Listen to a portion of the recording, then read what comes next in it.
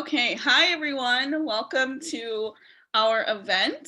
We are going to be talking about healthy sexuality tonight on our panel. So wanting to do a little housekeeping before we get started. All attendees are in listen only mode. You are muted. You do have the option to turn on closed captions, which you will see at the bottom of your screen. There should be an arrow prompting you to click on that and you'll be able to see captions. We also have American Sign Language interpreters. We have two for tonight's panel and they will be switching off. If you have any tech issues or concerns or questions, please feel free to use the chat box and we will get with you to solve those. My name is Tara Ahern. My pronouns are she, her. For audio visual descriptions, I am a white female with a red shirt, blonde hair, red lipstick, and a green sparkly headband. I'm really excited to be hosting our last event in our series to help support and educate folks on sexual health and sexual violence amongst people with disabilities. So this is again our ninth and last event.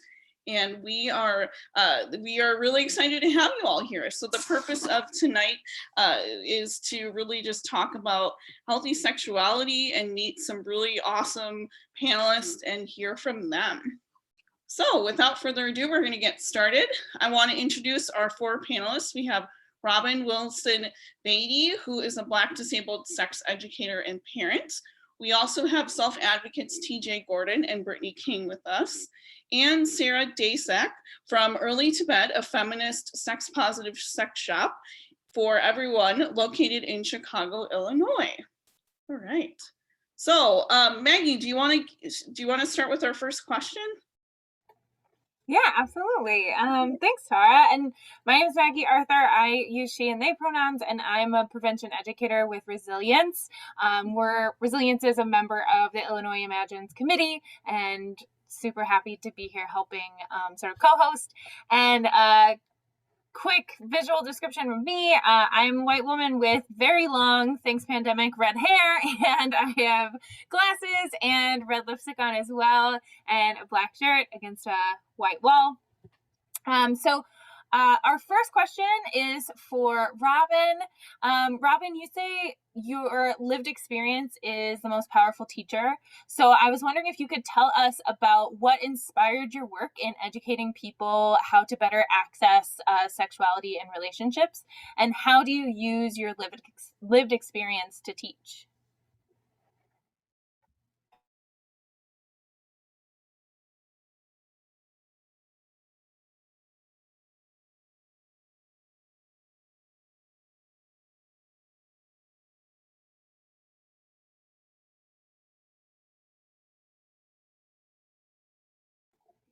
It seems like maybe Robin has some technical difficulties, so I'm gonna jump to TJ and Brittany, and then we can kind of circle back. So a little background about Brittany. You were the focus of a mini documentary exploring pregnancy in people with disabilities.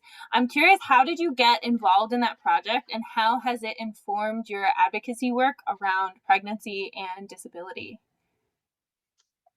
We were actually working with the journalist on another project. And so when she found out that I was doing a belly cast for my pregnancy, the same journalist asked me to be a part of her series. And so that's how I got involved in that. And then what was the second part? I'm sorry. No worries. And so I'm curious, how did being in that project, how has it informed your advocacy work around pregnancy and disability? So like, I guess, were you already trying to have conversations around disability and pregnancy beforehand, or did that documentary really, like, was that a jumping off point for you? I think as being a member of the Empowered Fifi group, we talked a lot about breaking the myth that women with disabilities are not good mothers. And so that was when I first started 10 years ago now. So I think with this, it was more of a, okay, break away. This is me actually breaking that glass ceiling of mothers with disabilities are great mothers, and that it kind of just helped me jump through a lot of these hoops of misconception. And I also had to realize for myself that it was a very anxiety induced situation, because I didn't know how I was going to do what I was going to do, because I didn't feel supported with the partner I was with. And so I think that whole process was very transformative for me, and to say that, yes, I can do this because there are people who support me and who want to hear my story. And so in that, I felt like I was going to be okay. And everything turned out right. Brittany, can you tell us a little bit more about your background? And then also for audio purposes, can you give us a description of yourself? Sure. Okay.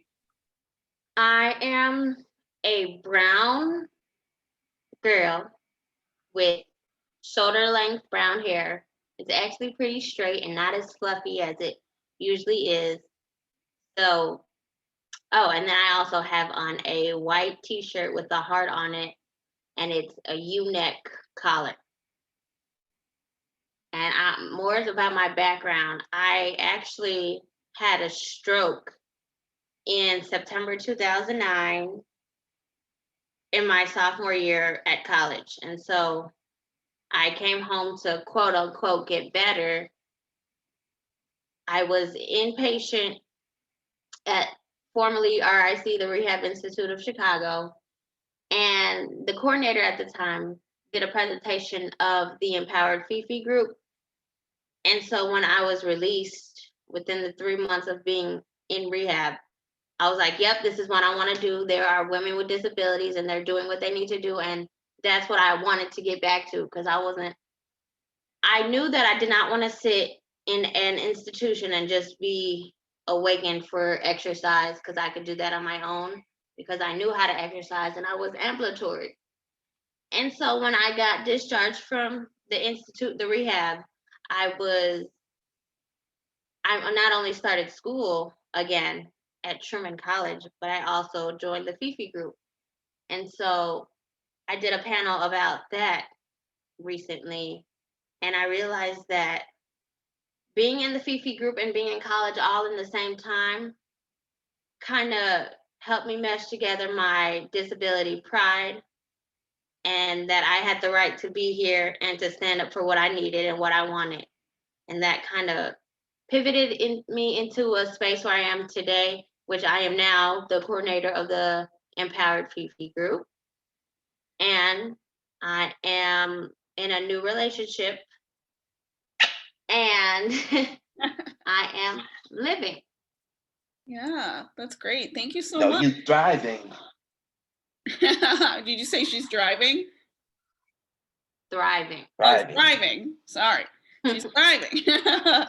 Awesome. Well, thank you so much for being here, TJ. I know we've known each other quite a while. We've collaborated on what feels like dozens of projects now and presentations.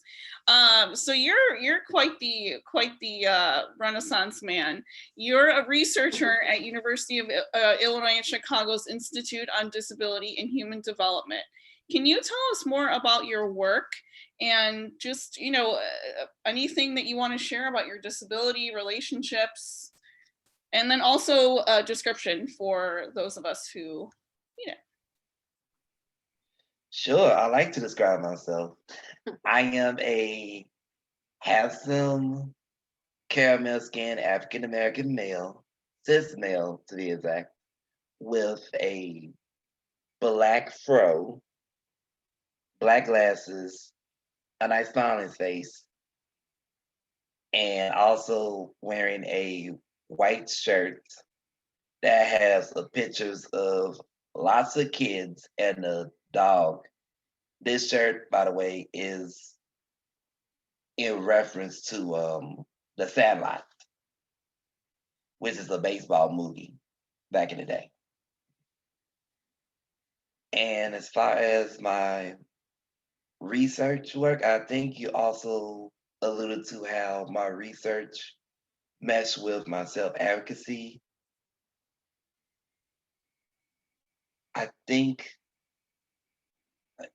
honestly, I kind of stumbled into the research area because I was always a self-advocate first, that not only wanted to advocate for myself when it comes to my rights as a disabled person and also accessing what I want and need, but I want to help others as well, especially people in marginalized communities. It just so happened I'm also a writer and artist And father. and a father too. So it kind of translated to the research part anyway, which I've been in college for I don't know how many years now. I'm a professional student. So I think once I done more work with access living, I got discovered by some of the faculty at IADHD, which is the Institute on Disability and Human Development, and they was very interested in my work. And so that's how I eventually became a researcher. I think research and advocacy is a perfect marriage. You are using knowledge to learn more about how to access disability rights and justice, but also just to see how the world around the disability community works. But I also have the fun job of passing along the information to caregivers and fellow staff advocates, but using plain language. Yes, Jajan, I also founded Chicagoland Bebop. See, I don't like to talk about myself a lot, but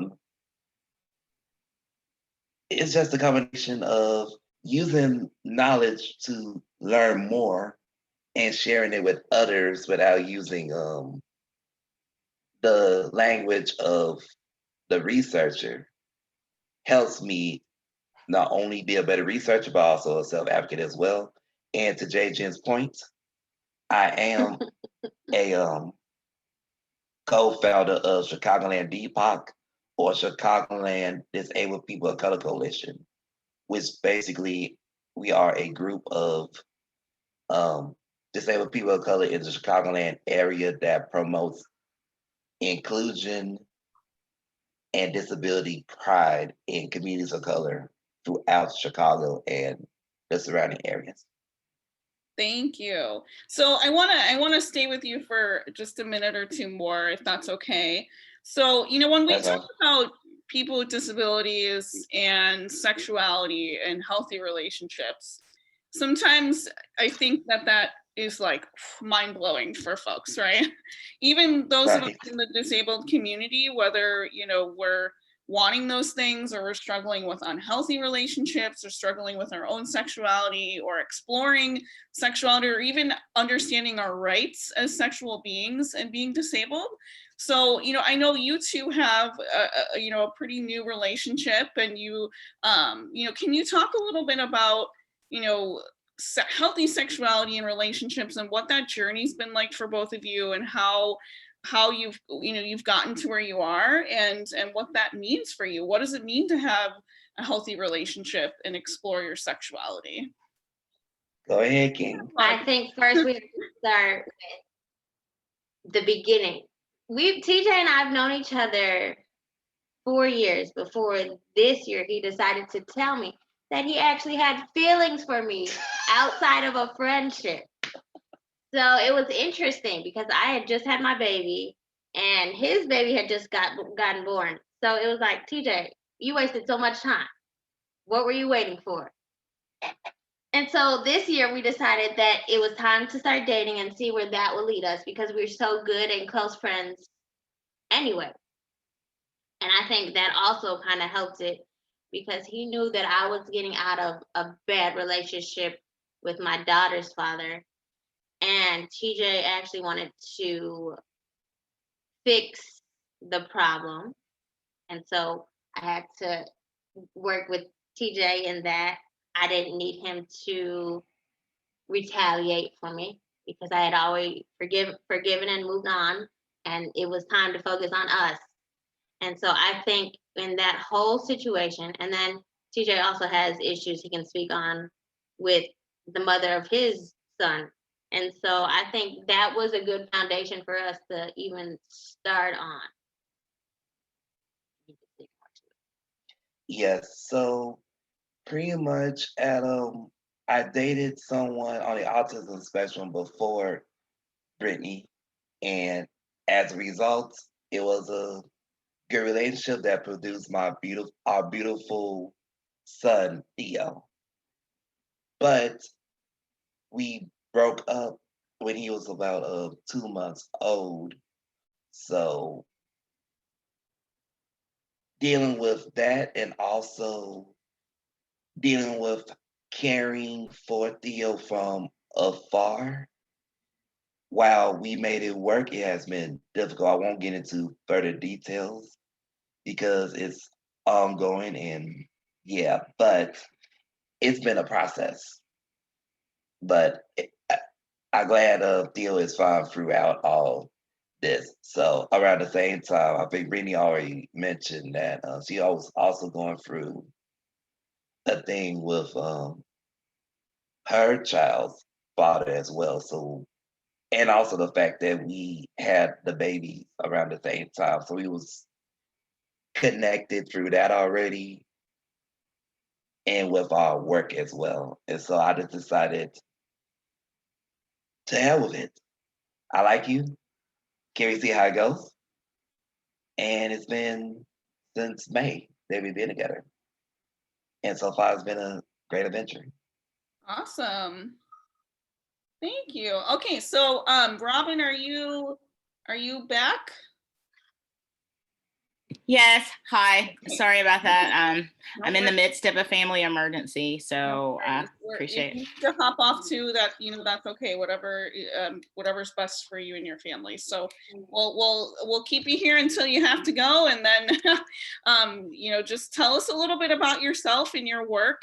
What has inspired your work in educating people how to access better sexuality in relationships, and how do you use your lived experience to teach?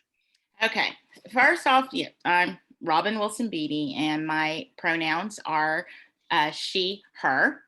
As a description, I am a Black woman. I have big frizzy hair and long dark hair. I'm wearing dangling earrings and a red and gold top. And okay, let's go back to how did I use my lived experience. Can you say the question again? I also have ADHD. I have multiple disabilities. I have both hidden and ones that are visible. So, well, can you tell us a little bit about your work and your life, and how you came to be in this disability space and a sex educator? Tell us a little bit about that. Well, first off, I have always been that. I was that kid who had to know, and I'm old, so I used to always look up in like the encyclopedias and any magazines, whatever, before, I got to get my first computer. And I had a computer in 82, but yes, yeah, as a kid. So, but I was always curious about that. Even in high school, working, because sexually transmitted diseases amongst my peers was something of interest. And I found where I got certified to be a Red Cross peer educator for HIV and AIDS. And that introduced me to whole peer support in terms of education around sexuality. And that was something, and that was I was 16, so doing that. But what happened is my life has been kind of interesting, and I have been on both sides, where I have been the assistive caregiver for people with disabilities when I was in college. That is what I did. I worked with fellow students who had this as an academic support, but also as a personal care assistant. And that was a crash course and learning. But we're talking at that time, we're talking mid 90s. And I was working with someone with muscular dystrophy who she had a boyfriend, and and also all the other things that come along with being a human being. She had a menstrual cycle, she had all of these things. So I learned a lot from this hands-on, like, okay, let's get Angie ready because dude is coming over, or whatever. And then I had and she was, and I've talked about this before, but yeah, it was like, okay. And so that was working with someone who was white with a disability, female. And then I had the intersectional experience of working with a Black man with cerebral palsy. Started out as his academic aide, but I would fill in for his care assistant. And dating, sex, all of that, it turned out that yes, I could talk about that. But it wasn't until, and I have, the hidden disabilities or invisible, or whatever you want to call them, but I have mental health. I have clinical depression and anxiety disorder. I also have ADHD, which is kind of obvious. But when I got my physical disability, then I noticed a shift in how society treated me, my sexuality, my reproductive health, my right to have children, all of that. I got a crash course in that because at the same time that I got my physical injury, I have a spinal cord injury. At the same time I was getting the spinal cord injury, I was also pregnant. So having that reproductive, that was a crash, once again, trial by fire, learning about reproductive health care when you have a disability. Also, when you have a disability and you're hospitalized for your disability, but then you got pregnancy going along with it. So all of that taught me that there's a lot that the medical profession is not used to dealing with or did not know. So that was, and also personal experiences with dealing with racism and my reproductive health rights. I had a doctor that came in and saw me in the hospital as I was getting admitted to a rehabilitation center, who looked at me and my husband and just looked. He was this older white man and he was looking with disgust on his face. And he was like, if you knew you were going to be like that, talking about my body and being disabled, why didn't you use birth control or something? That was like, I will, and that was 2004. And that was like what drove me, at that time I was like, I don't really know what's going on, but, or how to talk about this, but damn it, this is not right. But also what inspired me was because when I was in the hospital myself getting care, they taught us everything about our bodies, about temperature regulation, about bowel and bladder. I learned all the nitty-gritty of everything about my body except for sex. When it came to sex, they were like, okay, it was just like when you were in elementary school, or at least I'm from the South, and where in elementary school, they separated the male gendered, assigned gendered male and female. They separated them and, talked to us about periods and body hair. But it was like that. They separated us by gender. We're adults. They separated us by gender.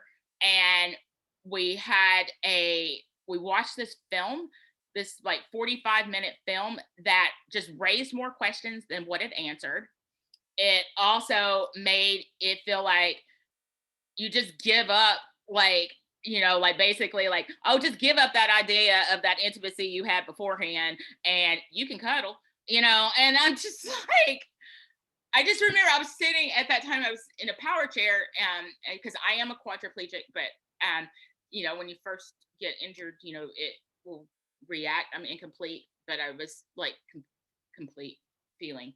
And I was in a power chair, and I just remember going, and I'm pregnant and whatever, but I was like, no, this isn't right. And it was connecting with the disability community, and then working, because that's the only way I was able to get through. That was the only way that I was able to embrace my disability. And as the 3 Love says, from Annie, and sorry, I'm like going, words, last names. But yes, 3 Love, that whole embrace your disability. Annie Hopkins, yeah. Yes. Yeah, Anne-Marie Hopkins. And I found her blog, and that was like the first thing that inspired me in like connecting with disability and sexuality, because Annie's blog was just out there, and she talked about everything, about being a rock band, about sex life, whatever. But that 3E Love, talking about embrace your disability and use that to empower you to educate others. I took that to heart. I mean, because I found strength in that. And so I started working in traditional disability advocacy, but I was working with youth with disabilities. And when I'm not talking babies, we're talking 17 through 27. And I showed them, I remember, because I was doing a focus group with them to figure out like topics to talk about. And this is at a what do you call a CIL, Center for Independent Learning. But you have to remember, this is the South. And the reason I'm saying this is because I showed them the Empower Speed films. We went through, I had the DVDs because old, like I said, and they were like, yes, this is awesome. We want to be able to do something like this too. We want to talk about this. And they also, running the programs, and it's supposed to be youth-led, youth-designed, right? And they said, but our director, like I said, it's conservative area. The director was like, no, we can't talk about sex or dating or any of that kind of stuff. No, we just had to focus on employment, healthcare, and transportation and stuff. And the youth would say, Robin, I know education and the bus and MARTA and the buses or whatever, that's all important, but I want to know, when is it okay to ask somebody out on a date? Or how do you know you're supposed to kiss somebody? And questions that were, a bit more intricate and stuff. And I was like, okay, we need to have some kind of a program. And my boss was like, no. The sex stuff. She just was like, you can't talk about sex.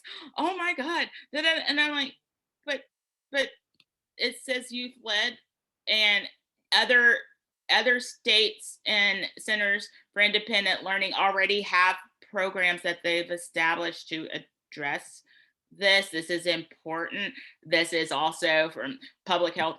She wasn't trying to hear all that. So I went somewhere else. And then finally I decided, you know what? No, I got to work for myself, because I'm going to, at that time, because a lot of working in, at least for where I was and back in Georgia, it still is a lot like that. A lot of the disability organizations and stuff, the people who are actually running things or at the head are people without disabilities. And so they are insistent on their agenda, and people with disabilities seeing things at the way that they want people with disabilities to see life. And so I that was all lessons had learned, and I have a mouth. So I decided that I needed to be independent. So now, so 2014 is when I said, hey, I want to be a disability and sexuality educator. And I want to figure out how, what I'm going to figure out how to do that. So I ended up moving in 2016 so I could get education. And so I could get certified as a sexual health educator. I went to City College here, and they have a certification and that. But I also went to the San Francisco Sexuality Information Training. And now I speak, write, and writing. I'm all excited because I got published for the first time, and it's in Italian, right? This is a magazine. It's one of those what do you call it? Literary magazines. Yeah. This issue is on decolonizing education, and I wrote an article about the importance of sex education for youth with disabilities, but also I talked about paying attention to making sure that you have the lessons are accessible for all learning formats, and because I wanted to make sure that we are addressing intellectual, developmental disability, cognitive disabilities, and embrace all those different learning styles, but also, in communicating why and how different people communicate, and how you can use pictures or film, or that's what the article that I wrote in there, it's all in Italian, but it turns out that's the thing though. Disability is a human condition. That means around the world, we're all connected, right? So people, and it doesn't matter where you go, disability is a part of the human condition. And so every place in the world has people with disabilities, and yes, and humans have sex. So, and so that way I've been able to connect and write. Like this year I've been paid in 3 different currencies, and I'm like, yes, it's been, the British, they like this mouth, and evidently so do the Italians, and Canadians. So that's but that has been, and I've talked about everything. I've gone to the adult video news awards, AVN, the Oscars of porn. Been there. I went to educate I went to do a talk and did a workshop with adult retail owners, and also manufacturers of adult products, and talking about ways and making their products accessible, but also talking about ways of making their stores accessible, and how people can, and also about doing disability 101 training with the staff, and also just teaching them to think about all kinds of things, talking about making sure you talk about things that are body safe, make sure that you have things that people can grip, or that are easy to charge, or that have scent free, or all sorts of things. But just kind of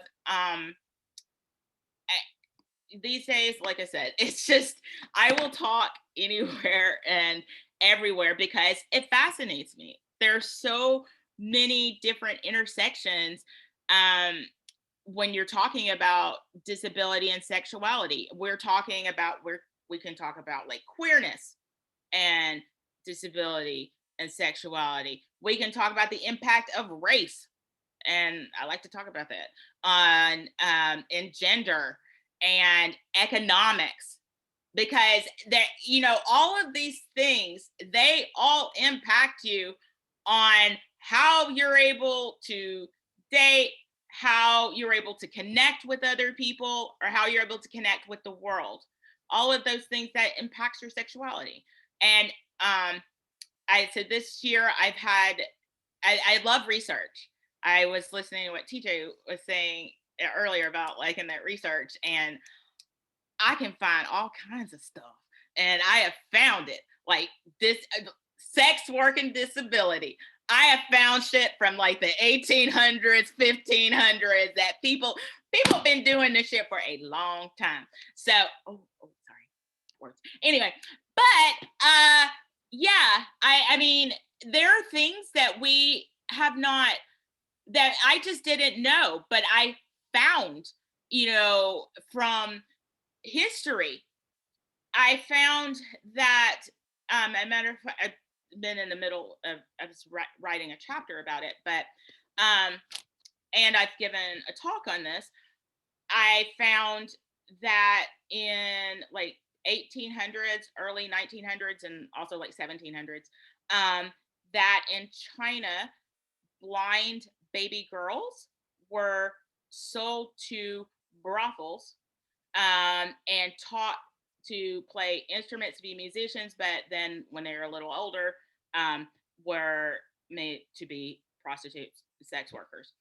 I found all the information from like even the tax information, because revenue, from the revenue services basically there, because they started taxing them in like 1913, because they wanted the price to go. But I found pictures, and that was like, oh my gosh, I found with these slender bamboo guide canes, and they're blind and they're seated with their instruments and stuff, and they were from this particular brothel. And I was like, pics, and it happened. People people think that all this is new. People have been doing all kinds of freaky stuff from the beginning of time. We just go, and I see history kind of going in patterns and repeating. But like I said, if we're not doing a lot of the sexual things that we're doing, you're thinking like, oh, people didn't eat ass, or people, yeah, they did. And people use sex toys. They have found like sex toys in ancient Egypt. It's fascinating, but also finding out like the views of how people view disability. Different cultures view different disabilities different ways.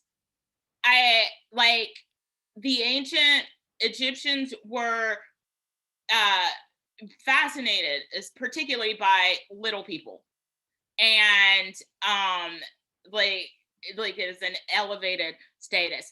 But if you look at some of even their old artwork and stuff, they knew the different kinds of how little people can come, like achondroplasia or whatever. They had different drawings, and I was like, oh my god, that person is a pseudo achon. Oh wow, and it's all very fascinating to me, which is why this is what I do. I know I can keep on going all day, but I'm a hush because there's other people that need to talk. That was great. Thank you so much. So Maggie's going to actually, I think Maggie has a question for Searah now, and then we'll kind of tie it all back together. Yeah. And thank you so much, Robin, for saying that you looked up, you got sex ed from the encyclopedia, because I relate so deeply, and I just appreciated hearing that so much. And I think this leads in perfectly to introducing Searah, but something that I've heard as a sexual violence prevention educator so much from parents, from teachers, especially parents and teachers of my students who have disabilities, is kind of this attitude of like, well, if we just don't talk about it, like they won't do it, or they won't be curious about it. And I can't help but go back into my memory of being like 10 years old and like looking up sex in the dictionary and just thinking like, no, they absolutely already are, and you're just not engaging with it, is not making it go away. So anyway, all that is to say, I wanted to introduce Searah into the conversation. Searah, Early to Bed has been serving Chicago since 2001, and one of my absolute favorite things about the shop is its emphasis on education. And So I'm curious if you could talk a little bit more to us about what brought you to open your own shop, but also to like why you wanted to model it in the way that you have. Sure. Hi, and I'll just describe myself. I am a white woman with a pink bob that's about chin length. I'm wearing a sleeveless black and white check dress, and I have tattoos on my shoulders and arms, and I'm in a white attic room. So I opened the store mainly because I was a frustrated consumer. I felt like at the time in the late 90s and the early 2000s, there wasn't anywhere in Chicago that was selling sex toys that was education focused, that was warm and friendly.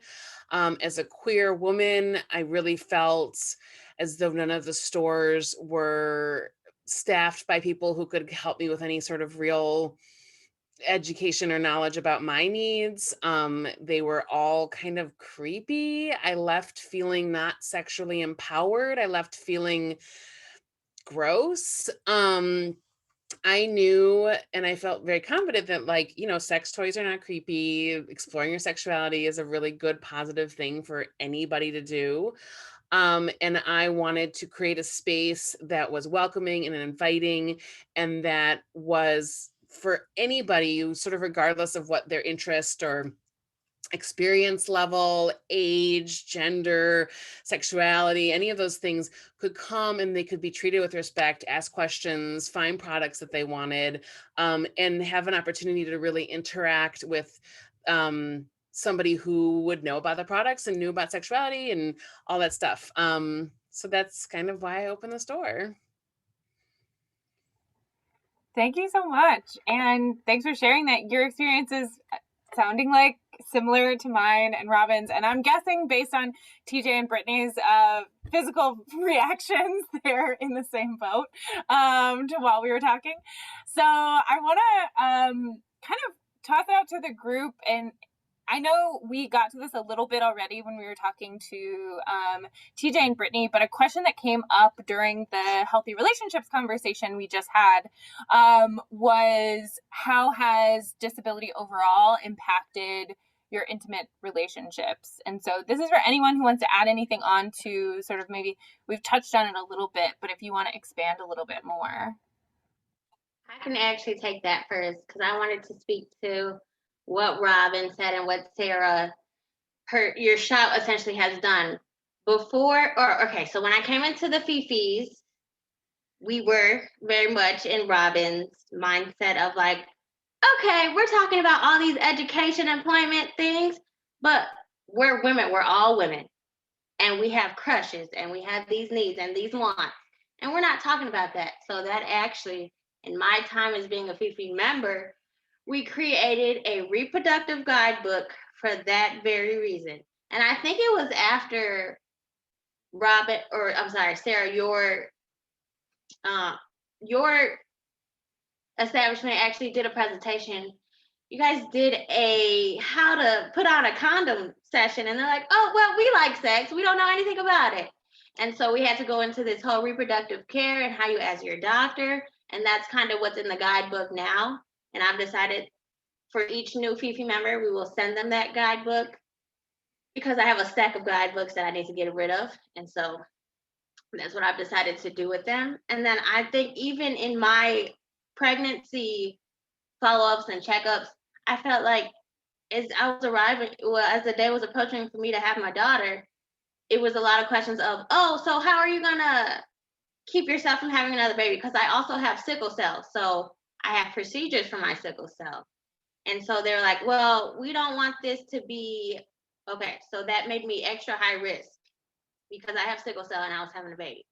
And so they kept asking like, well, how are you gonna sterilize yourself? Do you want to get this surgery to get your tubes tied, or do you want medication?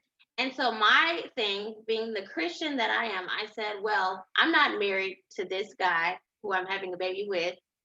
What if my husband wants another baby and then I've gotten my tubes tied and then that's another surgery to get? So it just turns out that TJ wants another baby. So I'm glad I didn't get that done. And so Robin, I will definitely send you that guidebook. And then I think that it is important. I'm sorry, I lost the question. It's all good. It's all What's good. the question? Oh, no, I didn't get it. Okay, what's the question, TJ? Can you repeat the question one more time? Okay. Yeah, no problem at all. And we can kind of expand a little bit too, because I think you're getting into the next question a little bit too. So I'll kind of like open it up a little more. Okay. Another question that came up in the last talk that, like I said, I think we're kind of inching towards is like, how do you combat or challenge ableist assumptions from family, from caregivers, from medical professionals in your experience? And again, like if you want to talk more about that, Brittany, and then we'll kind of open it up to everyone else too. Right. I think that the best way to debunk a myth is to do it. So like the myth when I first started the Fifi group was, are women with disabilities good mothers? So the way that I debunked it now that I am the leader of the Fifi group, I am a mother with a disability. So I think putting yourself in that space, however controversial it will be, is the best way to deal with all the negativity that comes at you. So I didn't get my tube side. So me and TJ will be having a baby eventually. So I think you just have to put yourself in that place and just push through it. So you saying just do it? Just do it. Let me shut up. All right. TJ, do you want to add? Yeah, go ahead. I do. I'll try to keep it appropriate because I understand there is audience. But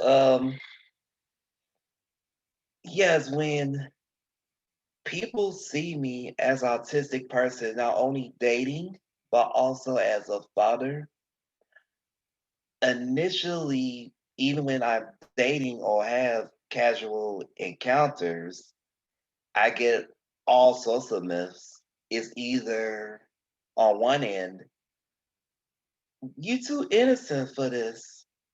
How are you exploring your sexuality? How are you dating? Or there was I'll just date somebody who's not sexual. On the other hand, people see me as, oh, he's so hot. He's so great. I bet I could get him to do anything I want him to do. So on the other hand, I treat it as if I'm a token, basically, a trash, basically, on the other end. So either way, I felt like as an autistic person, people don't want me to date or have sex or experience sexuality. When I first broke the news that I was about to become a father, people were shocked. Well, the first shock is because the mother of my child is a white woman. So that was the first shocker. The second shocker was, wait, I thought you will get yourself together first, TJ.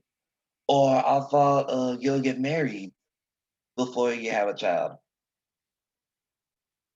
Hey, there's never a right time for anything, right? So, and the good thing on my end is at least I have more of financial stability to take care of not only my child, but also help take care of and raise hers as well. Rather than if I was a parent 10 years ago, impossible. Oh, yeah. Yeah. So to answer to how to debunk those myths, I agree with Brittany. Just do it. Just do it. You know, we have needs. So just explore those needs. But if you support people with disabilities explore their sexuality, just give us the confidence and give us the education so that we could assess it in a healthy manner. Don't be like me where I have to learn the hard way. This is how you're supposed to assess sexuality. Because I think, especially with cis males with disabilities, but anybody with a disability, assessing healthy relationship with sexuality, we have to learn the hard way. That's why we'll be coming to your shop soon, Searah. Yes. Robin, did you have something you wanted to add? Okay. Oh yeah. Okay. We were talking about you were talking about how people's I guess, can you say the question again? Because I was writing down some stuff I wanted to say to it, but I want to make sure that I phrase it right. You can say it again? Yeah, no problem. The second part. Yeah, no problem. The question is, how do you combat or challenge ableist assumptions from family, caregivers, anyone who sees people with disabilities, kind of like TJ was saying, either on one end of the spectrum, childlike, or on the other end of the spectrum, like sexual objects or tokens. Yeah, that you can use. Okay. I was, one thing that I noticed is people feel like they get to have no filter and can ask you, just strangers, just ask you all kinds of bullshit. I had a TSA agent when this is after I had my kid. My kid was maybe almost one. But and we were going through TSA because we were flying to England, and my husband at that time was this white British guy, and he's holding our baby. And when she realized like we were together, she was like, "You can have sex," because I was in my wheelchair. And I was like, and she goes, "Do you get wet down there?" Having a when you're getting a pat down, that is the last thing you want to get asked. But I'm trying to get on the plane, so I'm not trying to be ugly.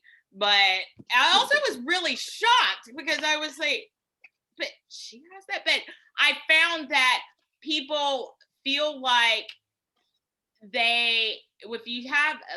particularly if you have a visible disability, they feel that they can come at you and say all kinds of crazy things like, "Oh, I want to pray for you," or whatever, or "bless your heart," or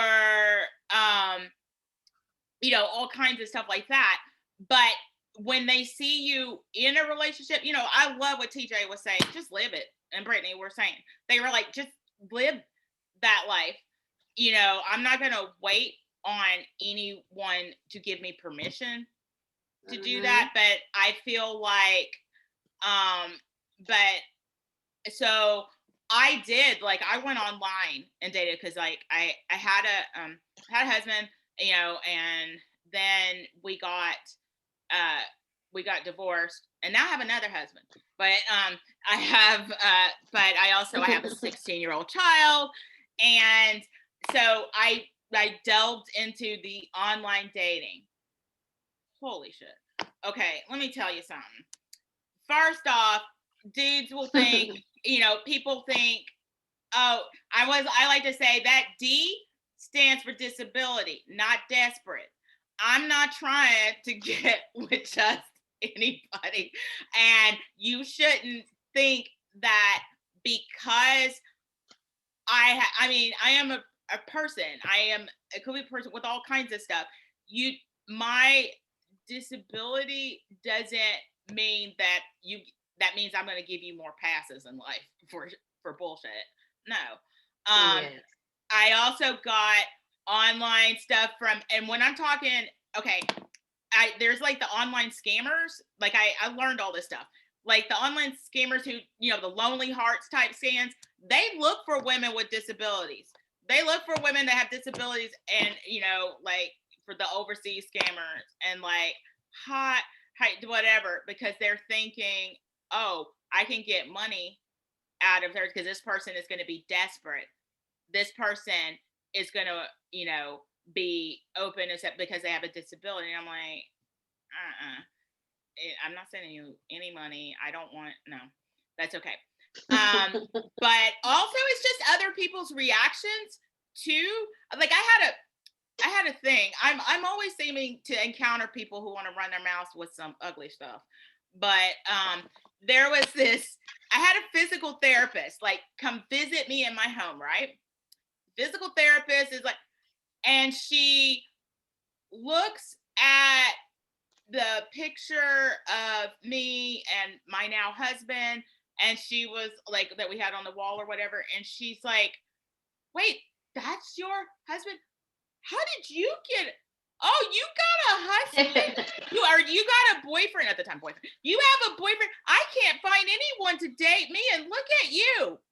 I was sorry. I'm just like, that's just my reaction. But that is how people with disabilities get, treated. Like, people think that whole like, and also, and I get this stuff from medical professionals. I get this stuff from professionals that feel like they can just say anything to you. I had, when I was getting, I had to go into this oncology center to get blood drawn because my veins are kind of messed up. They're like roll and stuff. And after I had my baby, that was a whole complication in itself, and that's a whole different discussion, but with disability and that. But I got an infection from the C-section, and so I had to be in the hospital for another 3 weeks after having my kid. So I had to go to this oncology center. And there was this nurse there, this little white nurse, and she sees my kid's father. He's sitting there on his laptop, like doing some work while I was, and she goes over to go flirt because she heard him talk. And so she goes over to go flirt because she heard that British accent. And I really do not understand. I talk about there's white privilege and then there's British white privilege. That's a whole different thing. But anyway, so she's like going, and then I come over,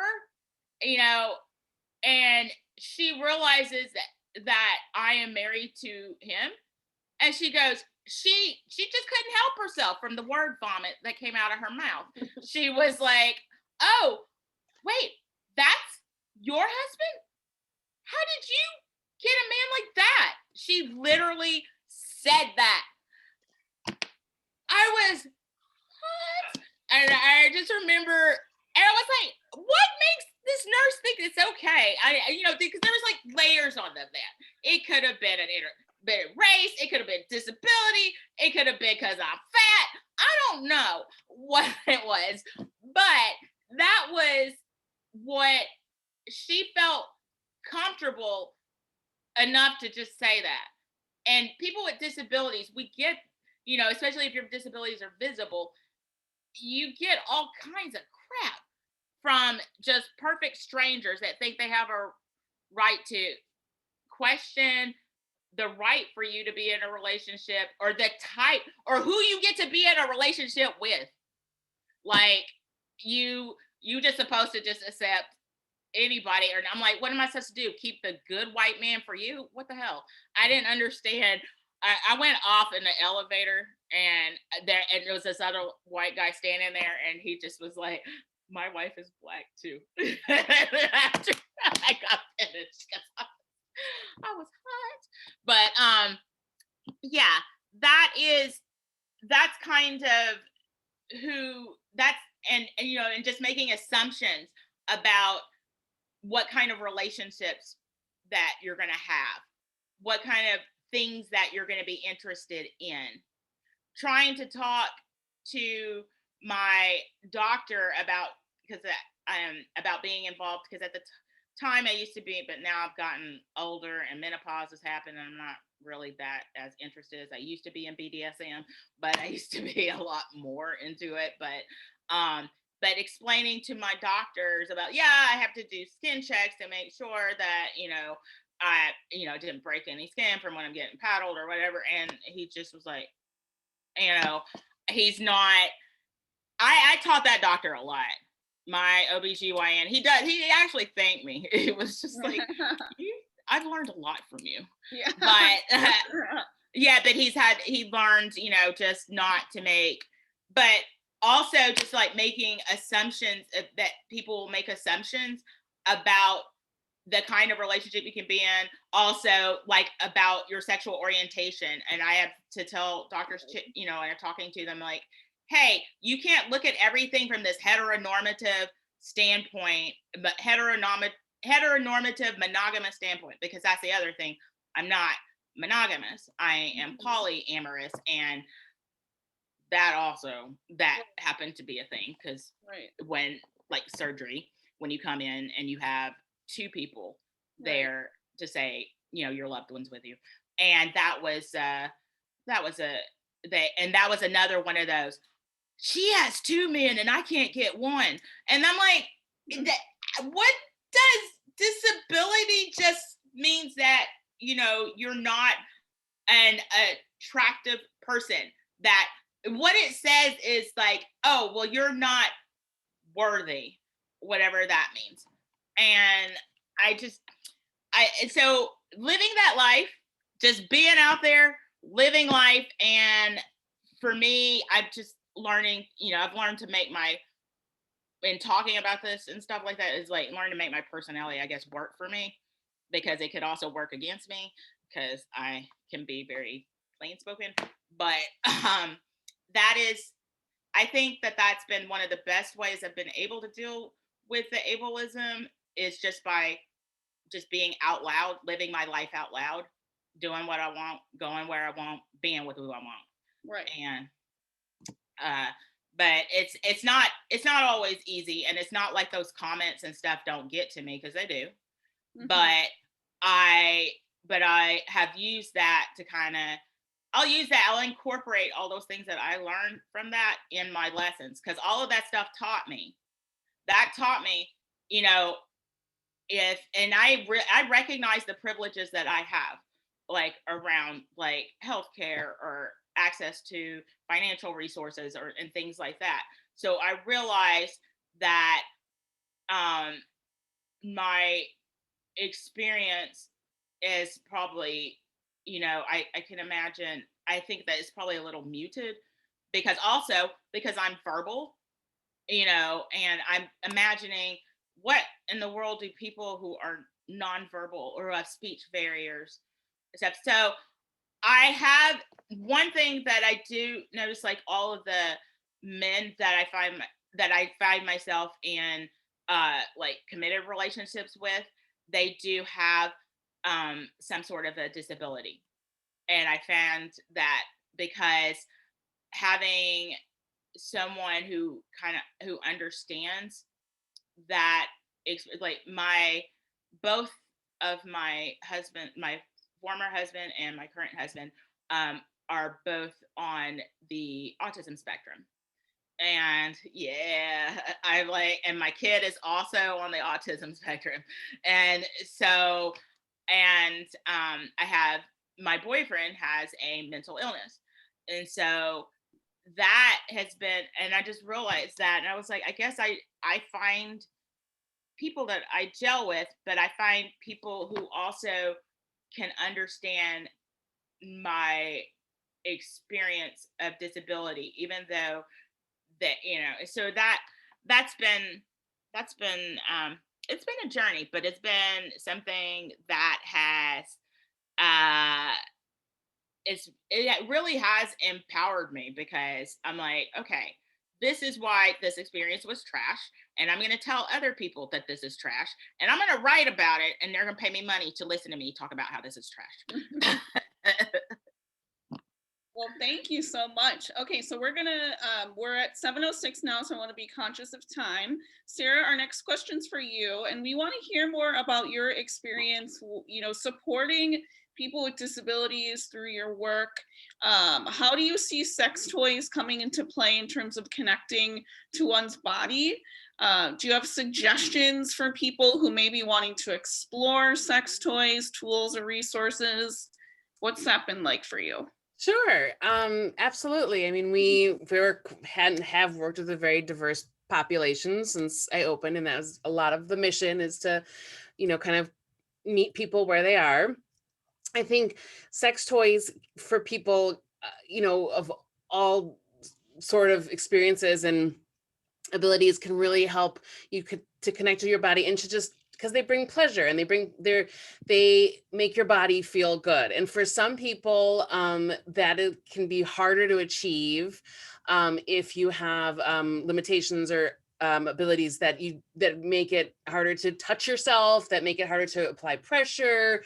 There's a lot of ways that a lot of us can kind of have body things that interfere with our ability to create that sensation.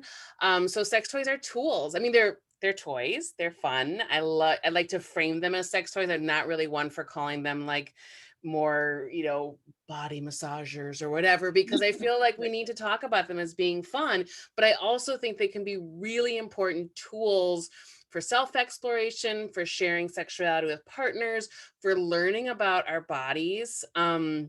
Especially if you have been, cut off from pleasure for a while, or if you've had experiences that have made pleasure harder for you to achieve because of your mindset or because of physical limitations. And I think that there's lots of ways, from a simple little vibrator to harnesses you can wear for dildos on different parts of your body that are, and then, not necessarily around your hips. So to ways that you can use your body in new ways, help you reach places that are hard to reach, all different kinds of ways, and all of them hopefully do something to bring you back into this consciousness of pleasure in your body and your ability to explore that on your own or with a partner.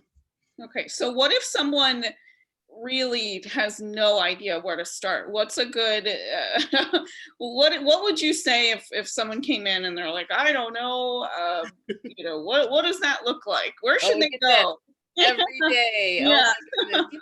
We ask a series of questions, but if somebody has a vulva and a vagina, we're going to usually recommend a vibrator, because vibrators create a sensation that no human being can. So even if somebody has no problem achieving orgasms on their own, but lots of people who were born with vaginas and vulvas, that's not that easy to do without some assistance of some sort.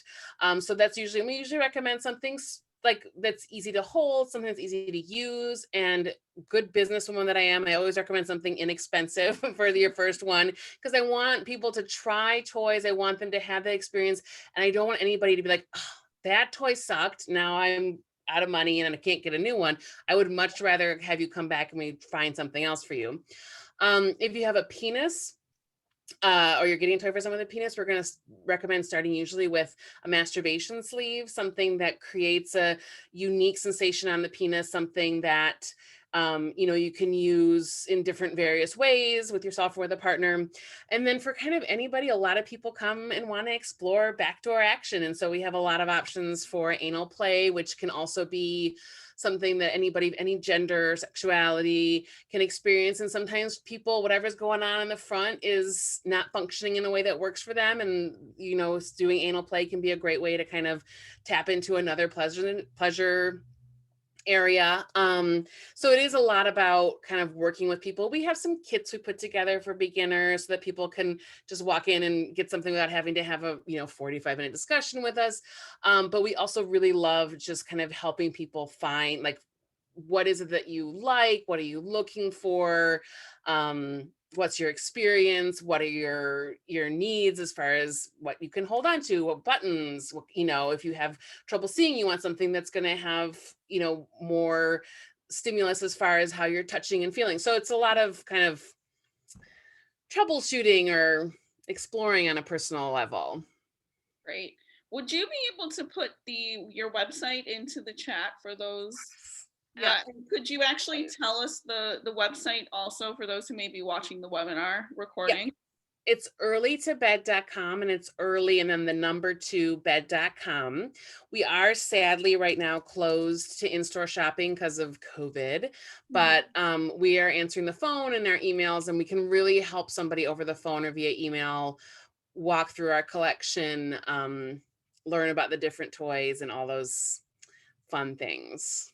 Do you sell like wedges and other things like that, or okay? Yeah, so we do have some positioning furniture and positioning other accessories that can help grip, that can help lift, that can kind of help people get into a position that makes sex more comfortable. We also are pretty good at using things creatively. So something that might be intended for BDSM can also sometimes, even in a non-kink context, be used for positioning aid or something like that. So all the staff who work there are they're very creative minded, and they're really good at kind of taking what we have and trying to find the most uses for it. So we kind of love to troubleshoot. It's like being the dildo detectives, like, ooh, how can we solve this problem? So right. Like, for example, someone who may have some sensitivity loss from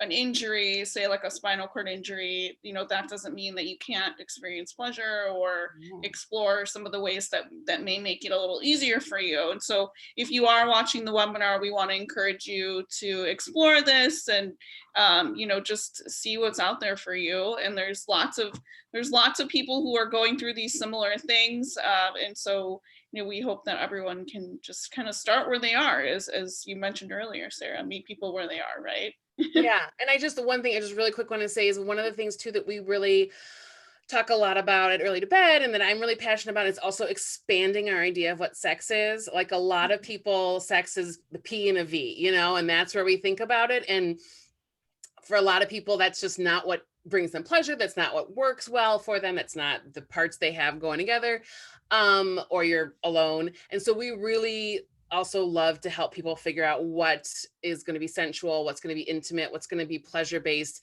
even if it's not our traditional idea of what quote unquote sex is. So right.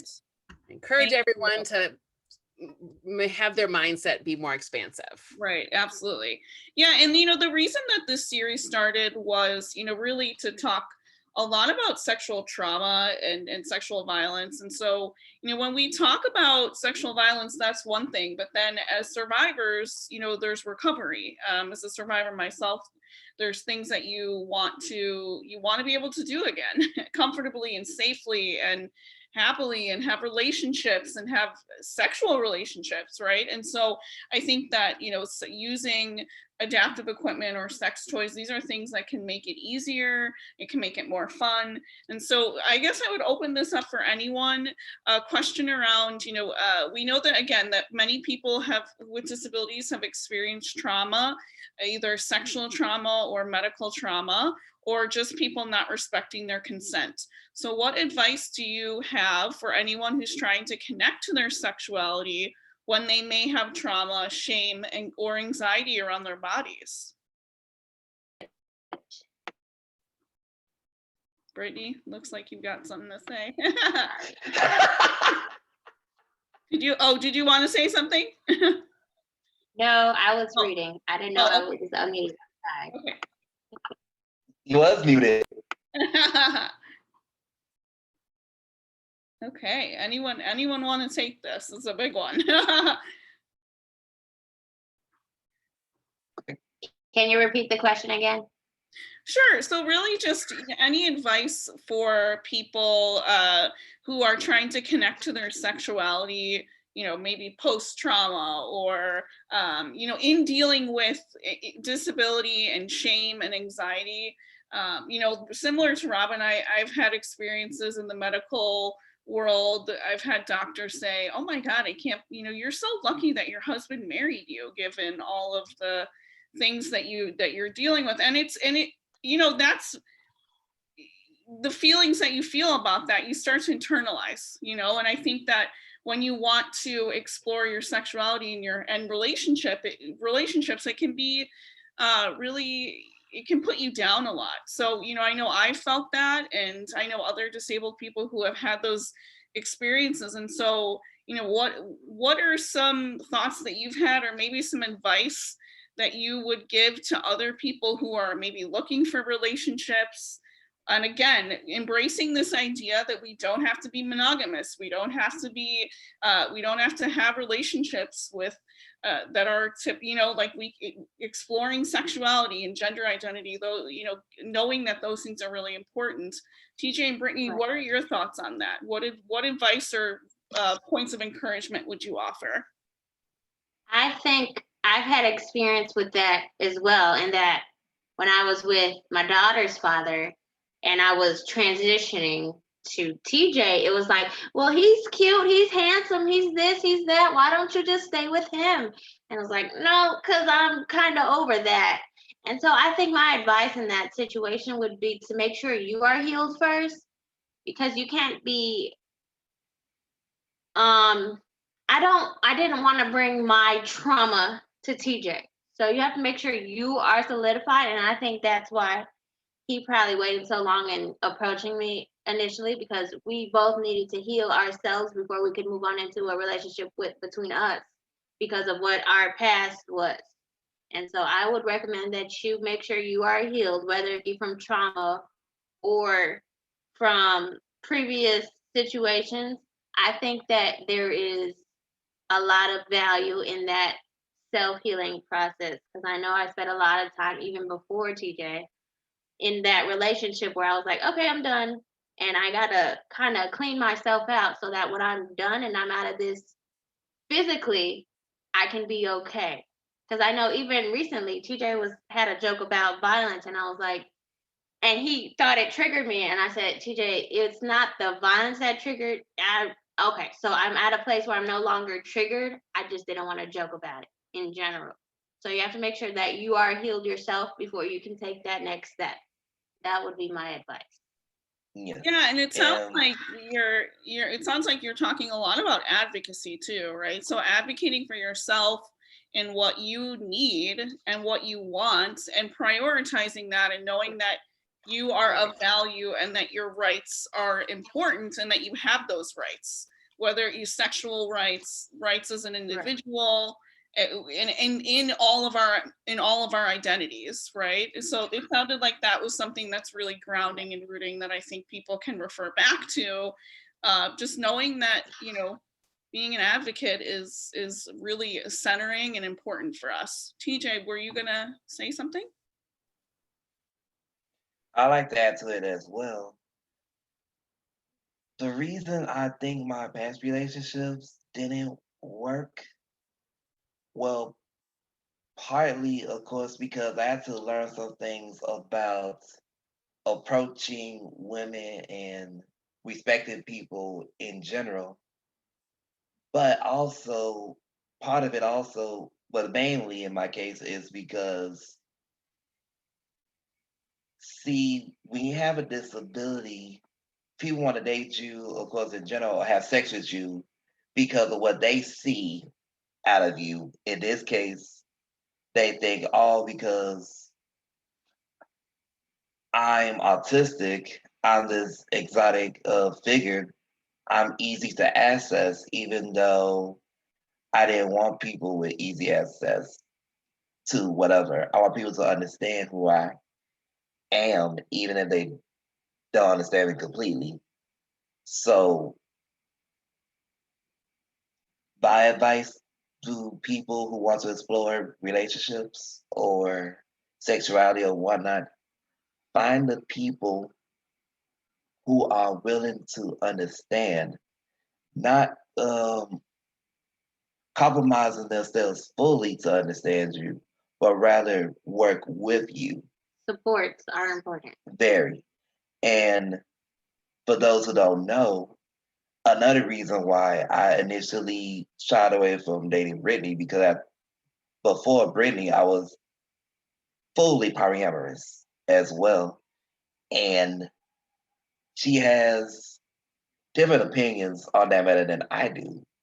But I'm willing to make that work because I cared more about Brittany than my personal thoughts. So I'm more poly-friendly. I'm not fully polyamorous anymore. But I'm glad Brittany understand my aspect of poly. So it goes, I think, in short, find people who respect your values. If they don't respect your values, they're not worth your time, no matter how. It's not gonna work at all, no matter how good they look, or how good the sex is, or how good the relationship is. Right. And they don't respect you, it doesn't work. Right. Yeah, so it sounds like not settling too is a thing, right? That you can, there's lots of people out there, and lots of possibilities, and it may not feel like that, especially now during COVID. I think this makes it really, a lot harder, which kind of leads us to another question that we had with the pandemic in mind, and acknowledging that trauma is unfortunately something that many of us with disabilities have experienced. How do we all prioritize pleasure in times of chaos? That's something that's really challenging. How do you prioritize that? I'll start if that's okay. I think we first have to acknowledge that it's a challenge to do that it's what's been happening the past, 9 months or whatever it is really hard for a lot of people to have the headspace to feel comfortable accessing pleasure.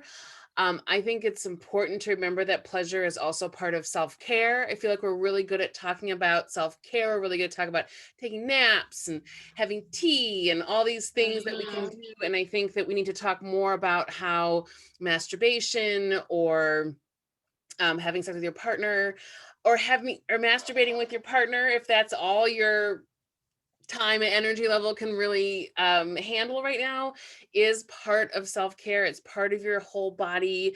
It's pleasure. It is part of taking care of yourself. And it is a great way during this super awesome time we're living in, sarcasm, to just for a few minutes, or if you're lucky, maybe a long time, focus away from the outside world and focus back in on what is going to make you feel good. And I think that if you can frame it as part of your self-care, then I think it allows people sometimes to have a little more access. It doesn't feel as indulgent if you can remind yourself that it's a part of your overall health to have a positive relationship with your sexuality. So it's my 2 cents. Yeah. I think that it's also important in that you need this self-care for yourself. So for example, me and TJ, we do a lot of the same work. So we're always together usually at a meeting. So on our break, we know we have to make time for us. So that's when we go to the back and we do what we want to do because we're on a break or because we have a few hours to the next meeting. So it's very important to incorporate it into your routine in your day-to-day, whatever that looks like right now with COVID, just because it is self-care, and that's mental, emotional, physical, de-stressing, at least for me. And I think it helps a lot to schedule that in your routine or your day. So after breakfast, after lunch, after snack, just put it in there somewhere. Wherever it Yes, works. and wherever works. To add to what Brittany was mentioning about the self-care aspect and adding it to your daily routine, I think the great thing about COVID also, even if you can't access sexual needs, especially intercourse, there's still ways you can access pleasure within partners as well, whether it's virtually or even when go together in person. There's still other ways to access pleasure too. Like for instance, because of Brittany, I'm getting more into dancing. So dancing becomes our way of connecting with each other. So I think in COVID-19, I'm great to see how people use various means to still pleasure each other and connect with each other, even though they may not be connected with each other physically all the time. Beautiful. So we have one more question, and I'm going to start with Robin, if you can answer first. So we want to reiterate that all people, and of course people with disabilities, have the right to relationships free from harm. Further, disability justice is one of the ways we collectively work to create communities in liberation that can ensure these rights are being met. With that in mind, we'd like to close on what are your visions, hopes, and dreams for the future of disability justice, and really in regards to whatever that means to you. So Robin, what is your hope for the future for disability justice? And okay, for me, one of my big hopes, and this has been my thing, because one of the principles of disability justice is making sure to center the voices of those who are most marginalized.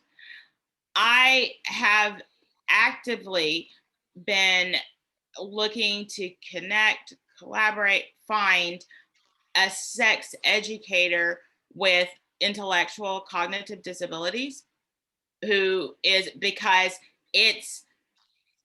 I think as a form of justice, I mean, yes, I am a person with a disability talking about sexuality, but there are parts of sexuality, or there's experiences with sexuality and relationship experiences that needs to be talked about and taught from someone who is living that experience. And that whole nothing about us without us, I think like the disability community needs to incorporate that more in all of their work, and not just have people with cognitive intellectual disabilities like as participants or whatever, but they need to be part of that leadership as well.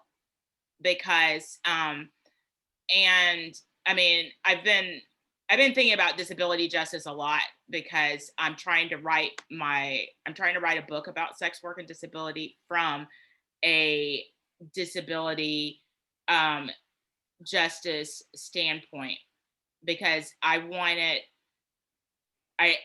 all of these things acknowledged. I want all of these intersections acknowledged, because disability justice means that, we, part of that is, like I said, all of us need to be heard, and we need to make sure that all of our needs need to be met, and we need to acknowledge these things. And we don't talk about also things like that we talk about economics, but we talk about it in like we'll talk about in terms of, oh yes, people with disabilities don't have as much money based on ableism and access and barriers to employment and that sort of thing.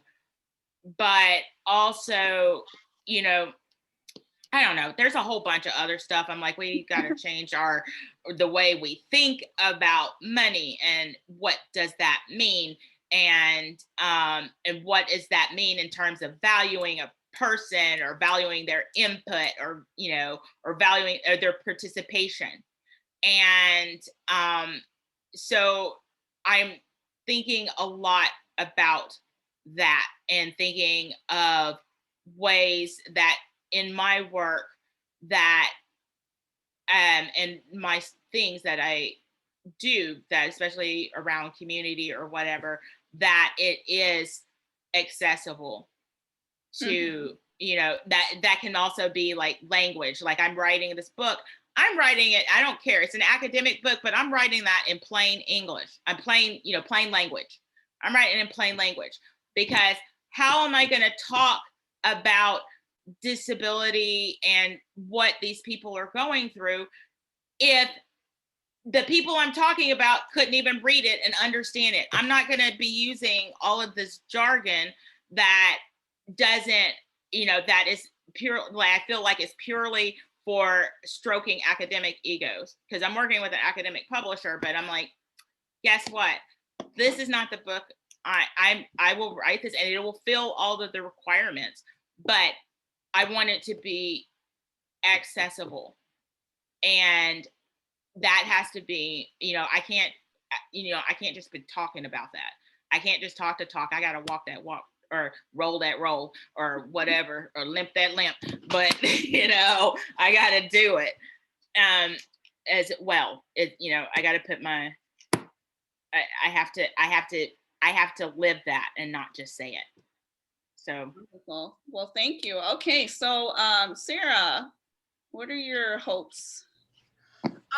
Well, I mean, as somebody who's sort of outside of the community, I feel like I'm not really one to make a proclamation on where we it should be going. But I would say that for those of us who are not of the disability community, that we should, and I would hope that myself and other people that I work with, work harder to make sure that we are more inclusive in our programming, more inclusive in our retail stores, more inclusive, and to think about these things kind of for everything we do. Like today was the first time I've ever described what I look like on a Zoom.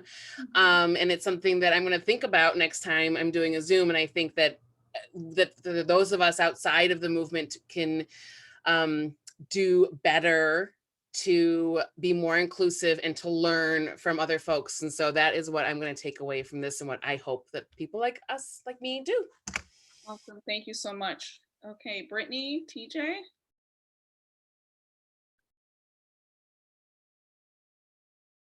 We may have lost him. Oh, there we go.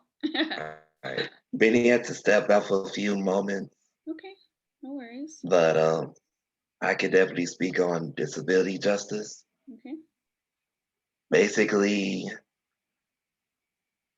I foresee that the more we talk about relationships and sexuality in the disability community, the more that it will empower and free the disability community. Mhm. Because at the end of the day, the struggle to get access to education and tools for healthy sexuality and relationships goes back to how often we get penalized for being our full selves in those areas, from getting a marriage penalty when you get SSI when you get married, or you get penalized by the medical field because you decide to not only have sex or get married, but you may have sex with multiple partners and you're disabled. Or even from a societal standpoint, I'm tired of disabled people getting penalized for exploring their relationships and sexuality because churches and their neighborhood said you're not supposed to do that. Right. So I'm hope one day just using healthy sexuality in relationships can help the disability community break out of the chains that society hold us with. How we break and how we can break out of that chain so that we can live our full lives without worrying about, my relationship could cost me my livelihood or money. Mm-hmm. Thank you, TJ. All right, Brittany, anything that you want to share before we end tonight? I hope that, because I think I didn't learn about disability until I became disabled. So my hope for the future, as my background is in education, I hope that there are more educational tools or access to education about not only disability, but disability and sexuality. Mm-hmm. And that there's more of an education around that, and maybe more shops like Searah has, because I feel like, or Searah needs to get into these mainstream areas so I could just go and explore. But I appreciate the smallness of it for now. But I hope that in the future there will be more, even as in more conversations. For example, short term, hopefully, Robin, I need to get you in the FIFI meeting to do a presentation.